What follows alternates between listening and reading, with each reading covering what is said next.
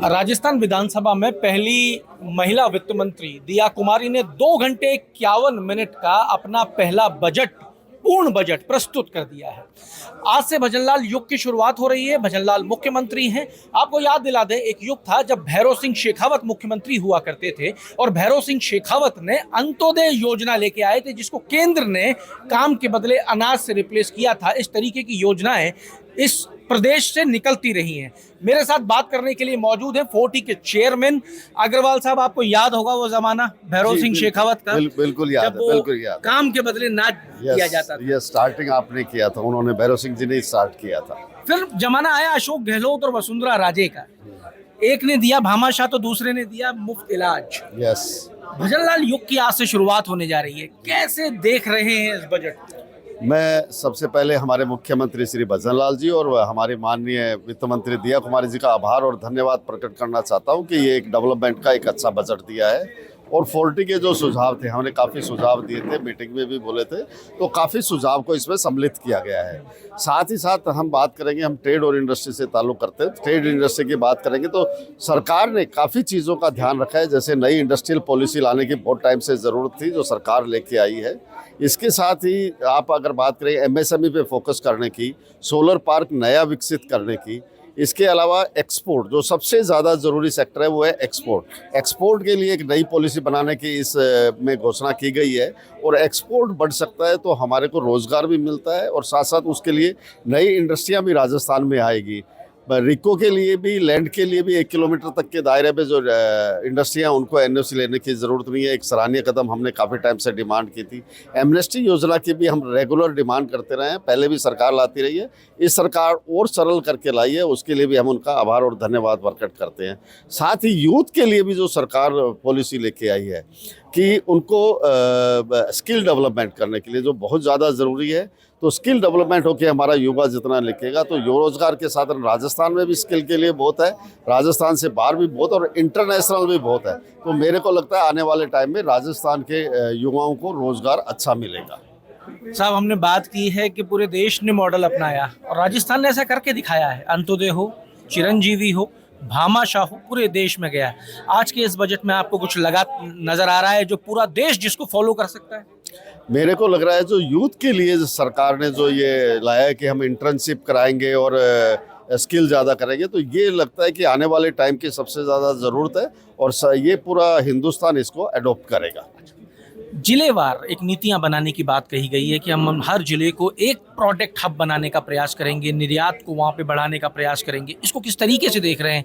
कैसे आगे बढ़ सकता है? क्या ये संभव है? क्या 100% संभव है? 1 प्रोडक्ट 1 डिस्ट्रिक्ट है। अगर सरकार इसको फोकस करेगी तो डेफिनेटली एक एक डिस्ट्रिक्ट से एक एक प्रोडक्ट है हमारे पास ऑलरेडी। अगर हम बात कर लें, कहीं भी मार्बल की बात करें, चाहे मेहंदी की बात करें, चाहे हैंडीक्राफ्ट की बात करें, चाहे टेक्सटाइल की बात करें, या इसके अलावा फूड प्रोडक्ट की भी बात करें, तो राजस्थान इतना विस्तृत और इतना उसमें है कि हम हर एक डिस्ट्रिक्ट से एक एक फूड प्रोडक्ट भी एक्सपोर्ट कर सकते हैं और पूरे हिंदुस्तान में भी उसका बेनिफिट ले सकते हैं।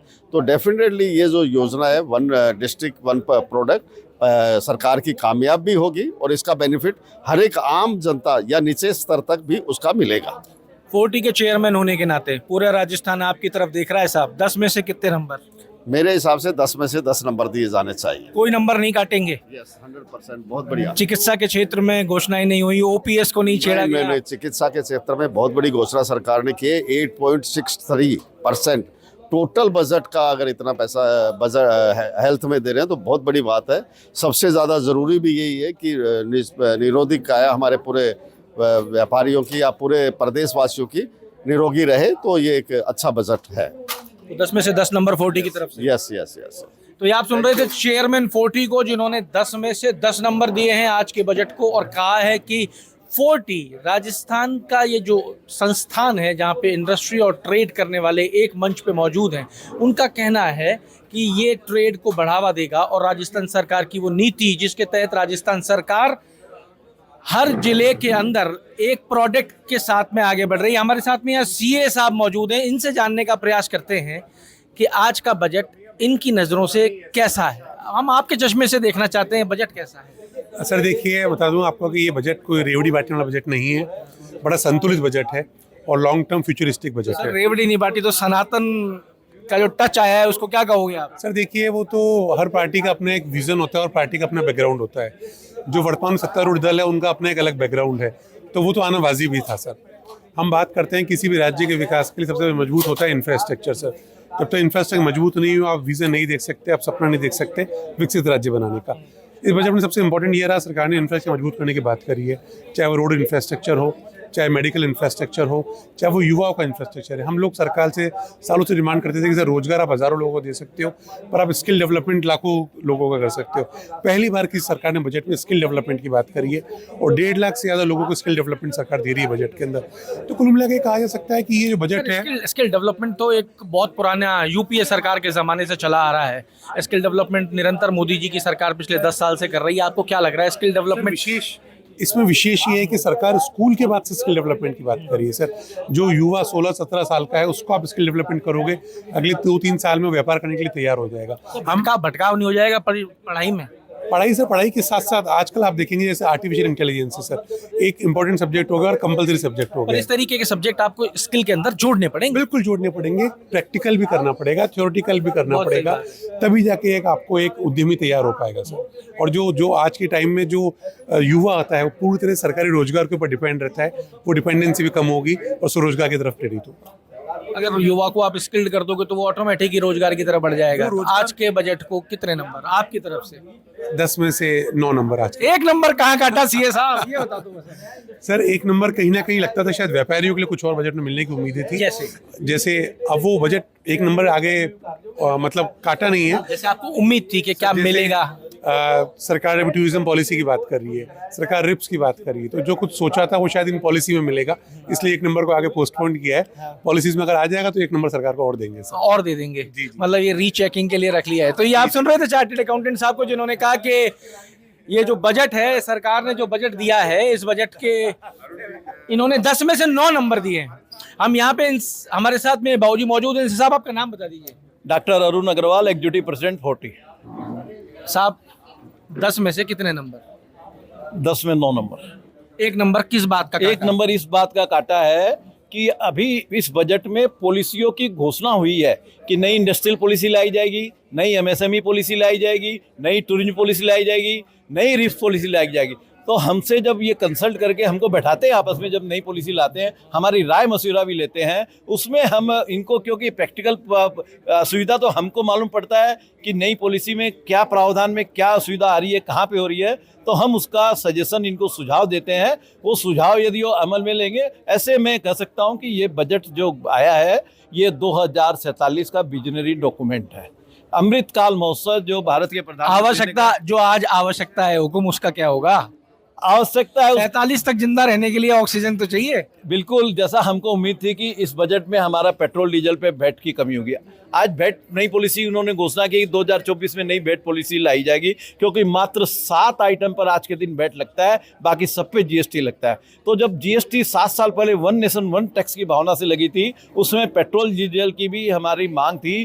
पेट्रोल डीजल और फाइनेंस 2 ही मेन फैक्टर होते हैं किसी भी उद्योग को चलाने के लिए। ऐसे में फ्यूल में हमारा alternate resources, LPG line, green sources, hydrogen, इस तरह की एनर्जी को प्रमोट करने का ऐसा कोई प्रावधान नहीं आया है। और बिजली की दरों को भी जीएसटी में ला दिया जाए। पेट्रोल डीजल को भी अभी कोई घोषणा नहीं हुई कि इस बजट में कमी करने की। पहले जब सरकार नहीं बनी थी उस समय जरूर कुछ घोषणा हुई थी, 6 रुपये 7 रुपये करीब की, लेकिन पुनः इसको समीक्षा करके बराबर के कम से कम पड़ोसी राज्यों के, आज 1 नेशन 1 टैक्स में जीएसटी में नहीं लाए तो कम से कम पड़ोसी राज्यों के समकक्ष तो लाया जाए। क्योंकि हम यहाँ से निकलते तो हरियाणा में डिफरेंस, दिल्ली में डिफरेंस, हम गाड़ी में उतना ही डीजल रखते हैं कि हम वहाँ बॉर्डर तक पहुँच जाए, वहाँ फुल करा लेते हैं, वापसी में आते हैं तो भी हम वहाँ बॉर्डर पर फुल करा के, और कम से कम 5-7 दिन तो हमारा पेट्रोल डीजल से मुक्ति मिलेगी। तो ऐसे में इस पेट्रोल डीजल को जीएसटी में लाया जाए, बिजली की दरों को जीएसटी में लाया जाए, तो 1 नेशन 1 टैक्स की जीएसटी की भावना पूरी हो सकती है। पूरी हो सकती है। यानी कि आपका ये कहना है कि 1 नंबर जो आपने काटा है वो सही काटा है? तो साहब आपकी मुलाकात और भी लोगों से कराते हैं। सर आपका नाम बताएं, 40 में आपकी पोस्ट बताएं। Girdhari Lal Khandelwal, chief secretary 40। साहब बड़ा सीधा और स्पष्ट सवाल, 10 में से कितने नंबर? 10 में से 8। 2 नंबर किस बात के काट रहे हैं? इस बात के कि इन्होंने व्यापार में जो ऑटोमोबाइल ट्रेड में कोई ऐसा बहुत कुछ नहीं किया, क्योंकि मेन हमें उम्मीद थी कि डीजल पेट्रोल पे रेट कम होगा और कोई अलग से नीति आएगी, क्योंकि ऑटोमोबाइल ट्रेड से काफ़ी इनको रेवेन्यू मिलता है। डीजल पेट्रोल के लिए आज हमें बाहर अदर स्टेट से लोग लेके आते हैं, अगर वो ये होता तो यहाँ की रेवेन्यू भी बढ़ती और निश्चित ही कि लोग दूसरे उस पर स्टेट पे डिपेंड नहीं रहते। तो एक नंबर इसका ये बता दीजिए कि हर जिले के अंदर ये कहा जा रहा है कि हम डिस्ट्रिक्ट को प्रोडक्ट बेस्ड करेंगे। कहना बड़ा आसान है साहब, बहुत सारी चीज़ों को लिख के पढ़ देना भी उससे आसान काम है, लेकिन क्या है ये धरातल पे जब उतरेगा तो कितनी संभावना है और कितना समय लेगा? देखो, आज ये 170 मिनट का बजट भाषण था।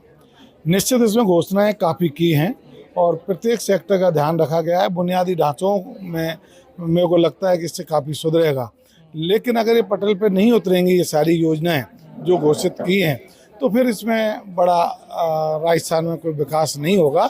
इसलिए इनको सबसे ज़्यादा फोकस इनको पटल पर उतारने की है, जब ही राजस्थान का विकास होगा। योजनाएं देखिए, मैंने शुरुआत जो की थी 2 घंटा 21 मिनट दिया कुमारी ने ये बजट पढ़ा, समय पूरा दिया गया है, घोषणाएं पूरी की गई हैं। अब सबसे बड़ा सवाल ये खड़ा हो गया है कि ये योजनाएं अगर धरातल पे नहीं उतरेंगी तो इन योजनाओं को पूरा कैसे किया जाएगा?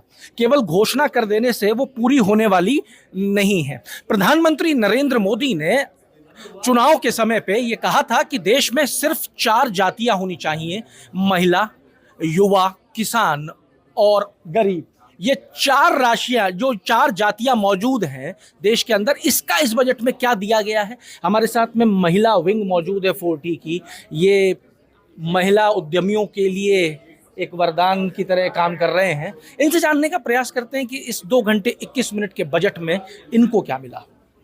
नहीं, हम महिला उद्यमियों के लिए स्पेशली कुछ भी नहीं है, लेकिन अभी आप जैसे बात कर रहे थे कि 4 वर्ग बांटे हुए, किसान हो गया, गरीब क्षेत्र, प्रधानमंत्री ने बांटे हमारे यहाँ तो बांटे हुए। नहीं, हाँ वही, मतलब जैसे आपने बताया कि जो बंटे हुए हैं, हाँ उनके लिए जरूर इन्होंने ध्यान देते हैं। जैसे किसानों पे इन्होंने ध्यान दिया तो अच्छा काम किया, क्योंकि ज्वलंत मुद्दा है भी किसानों का तो इस समय हमारे देश में।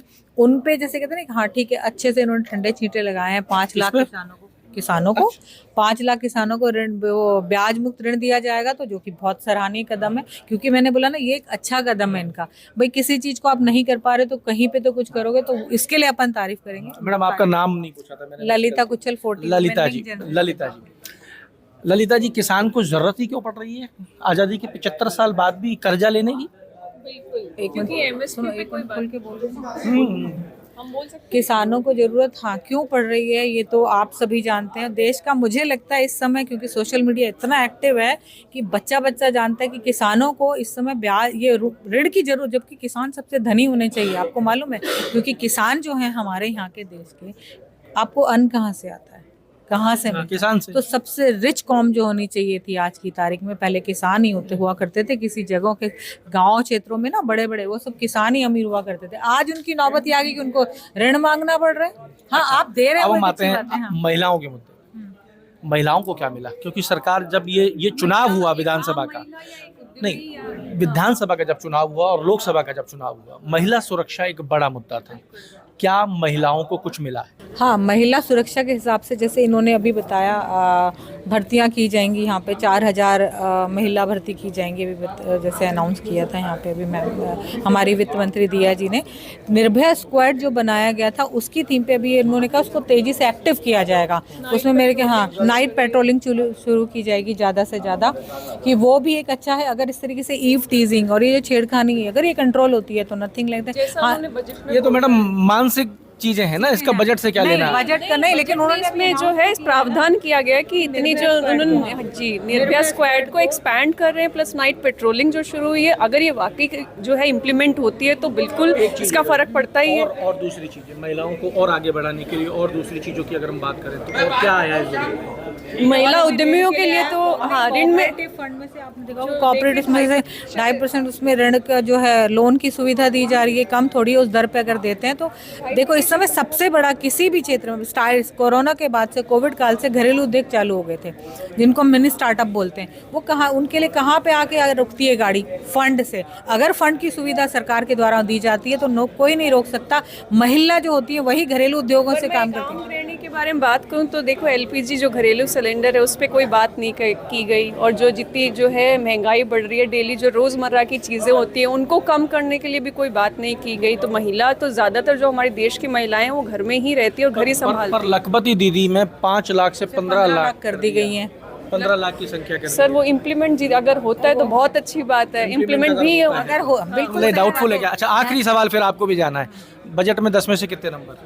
बजट में से 10 में से 7 नंबर। 7 नंबर, मतलब मैं जैसे जैसे इस हॉल में इधर बढ़ा हूँ तो 10 नंबर से 7 तक तो आ गया है आंकड़ा। 3 नंबर किस बात के काटे हैं? महिला उद्यमियों के लिए कुछ नहीं किया गया, किसान के लिए जो है, किसान के लिए जो एमएसपी पे कोई बात नहीं की गई, जो उनको जो उनकी फसल ख़राब होने पे जो बीमा होता है उस बारे में कोई बात नहीं कही, जो सबसे ज़्यादा जो है उनको फेस करना पड़ता है, हमारा पूरा मानसून पर निर्भर रहता है, उसकी कोई बात नहीं कही गई।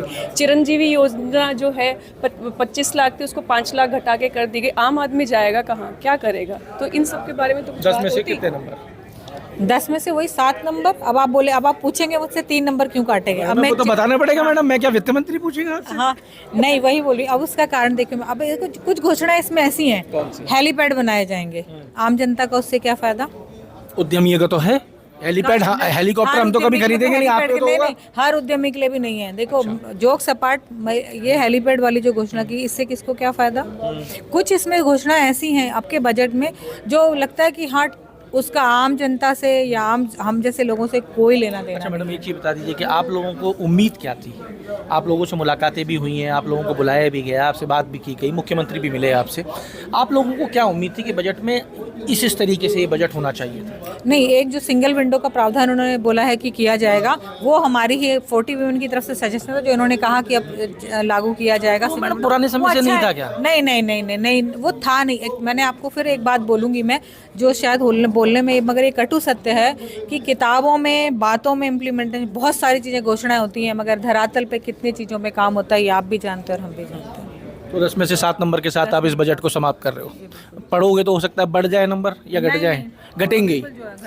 तो ये आप सुन रहे थे महिला विंग को, जिन्होंने कह दिया 10 में से 7 नंबर देते हैं इस बजट को, क्योंकि उनको लगता है कि घर उनको चलाना है, उद्योग उनको चलाना है, तो बहुत सारी ऐसी चीज़ें जिनके ऊपर इस बजट में बात की जानी चाहिए थी, लेकिन इस बजट के अंदर 2 घंटे 21 मिनट में इनकी कुछ बातों को स्थान नहीं मिला, जिसकी वजह से इन्होंने 3 नंबर इस बजट के अंदर काटे हैं। आपकी और भी समुदाय के साथ में मुलाकात कराएंगे, जुड़े रहिए हमारे साथ। अमर उजाला के लिए जयपुर से मैं आशीष। अगर आप ये वीडियो YouTube पर देख रहे हैं तो हमारे चैनल को सब्सक्राइब करें और बेल आइकन को दबाना ना भूलें। अगर आप Facebook पर ये वीडियो देख रहे हैं तो हमारे पेज को लाइक करें।